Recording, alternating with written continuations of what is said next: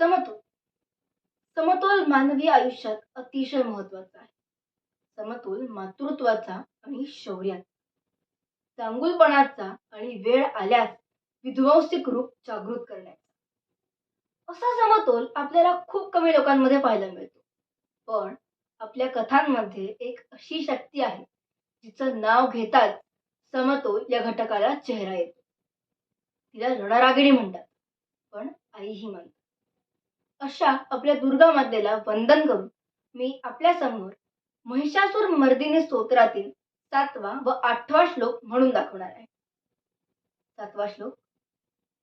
अहि निज हुंकृती मात्र निराकृत धूम्र विलोचन धूम्रशते समर विशोषित शोणित बीज समुद्भव शोणित बीजलते शिव शिव शुंभ निशुंभ महाव तर्पित भूत पिशाचरते जय जय हे महिषासुरमर्दिनी रम्य कपर्दिनी शैलसुते.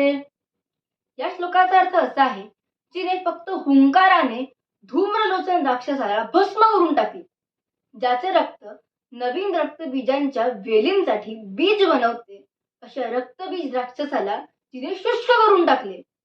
हे शिव शिव, जिने शुंभ आणि निशुंभ या असुरांची पवित्र आहुती देऊन भूत आणि पिशाच गणांना तृप्त करून टाकले, तरीही जिने सुरेख केश रचना केली आहे, अशा महिष राक्षसाचा वध करणाऱ्या पर्वतेच्या कन्यके तुझा विजय हो.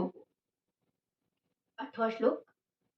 धनुरनुसंगरण क्षण संग परिस्फुरदंग नटक कटके कनक पिशंगर भूषक निशंग रसद्भव शृंग हता बटुके कृत चतुरंग बल क्षितिरंग घटत बहुरंग रटत बटुके जय जय हे महिषासुरमर्दिनी रम्य कपर्दिनी शैलसुते.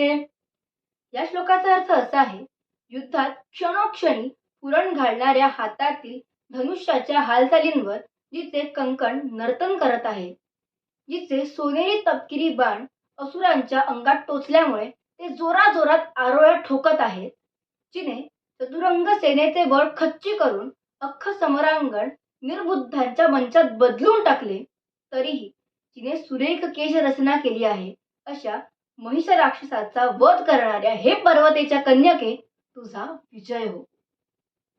किती सुंदर वर्णन केलं आहे एका नारीचं, जी इतकी शक्तिशाली होती.